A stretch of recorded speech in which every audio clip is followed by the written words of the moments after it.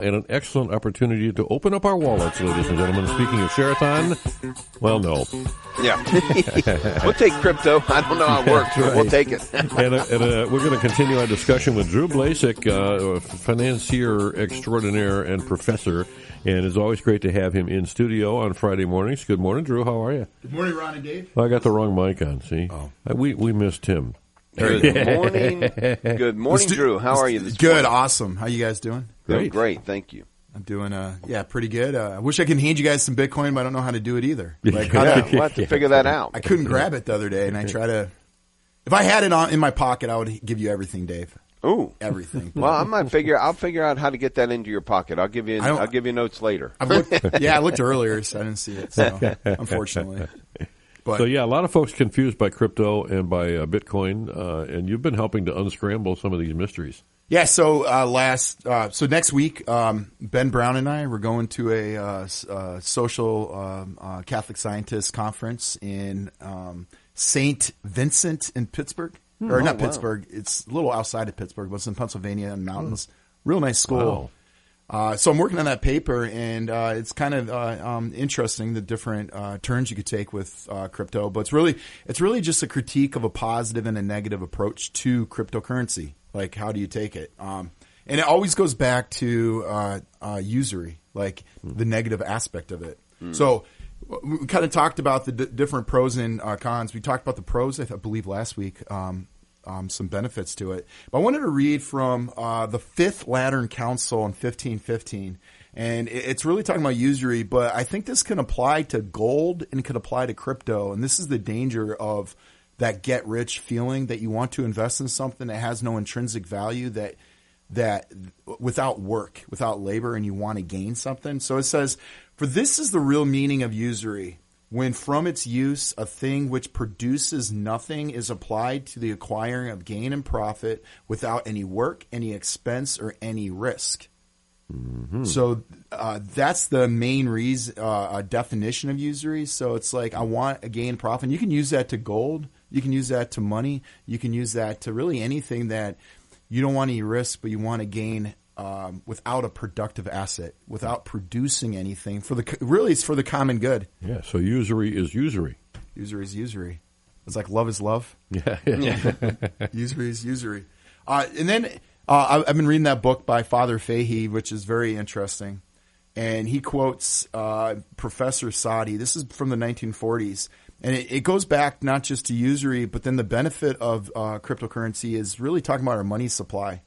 And he says, you have two evils that are, this is from Professor Sadi on this, namely the domination of finance over politics and economics, and that's what we have today in our current monetary system, and the instability of the national price levels. And they realize this much more than we do today, that the manipulation of money really causes a deflation and an inflation of our price levels, which destroys jobs, destroys companies. And as St. Thomas says, the purpose of economics is really for the virtuous living of the family. It's to produce the necessary goods that the family needs. And with that monetary system that we have, it really destroys that aspect. And then you look at the positive aspect of Bitcoin. If it's used for short-term gain, I think, from the user, that's considered usury. But if it's to maintain wealth, what you labored, to maintain a stable price stability, to purchase things, that could be a good thing. And it really kind of is outside the reach of politics, right? Particularly local politics, like the politics in the United States, can't really have an effect on this particular form of money, right?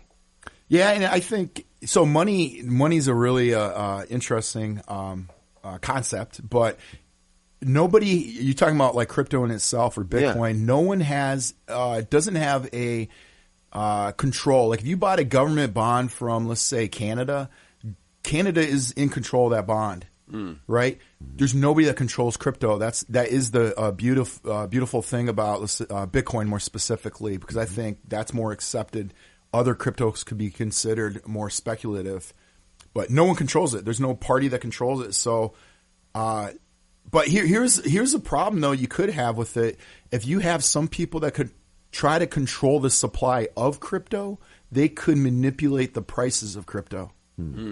So you have one guy, I'm not saying, his name's Michael Saylor. He owns, I don't remember what it was, but I think it's over $5 billion worth of Bitcoin. Could he manipulate the price of Bitcoin that could cause an instability of prices of goods if people purchase it? So it could. So I think it's useful for what it is. But I wanted to bring up Father Fahey talked about the reform of the monetary system. What needs to be done is really a reform our monetary system where government needs to be in control of the control of money. Right now it's private institutions. It's banks that create money. It should be government. But how they create it should be based on the productivity of humans. If we produce a certain amount of goods, they should create that amount of money. And then you need a separation. This is what Father Fahey talks about. You need a separation of loans should not be given out by. This is Rodney Schuster, executive. Loans should not be given out from the government because then they can play the game of I'm going to let that business succeed and that one fail. They should create money, but then you need a separation of who gives out loans. But loans should not be the ones that create money.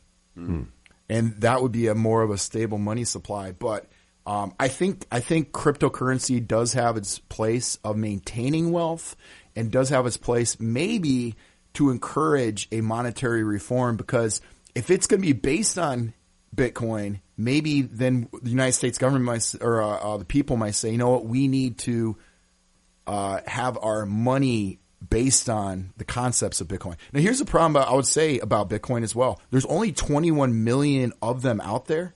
I want you to really think about this. If there's 21 Bitcoins, that's a positive that people use. But if productivity grows at 4%, you need the money supply to grow by that rate as well. But Bitcoin cannot grow past the 21 million. Yeah.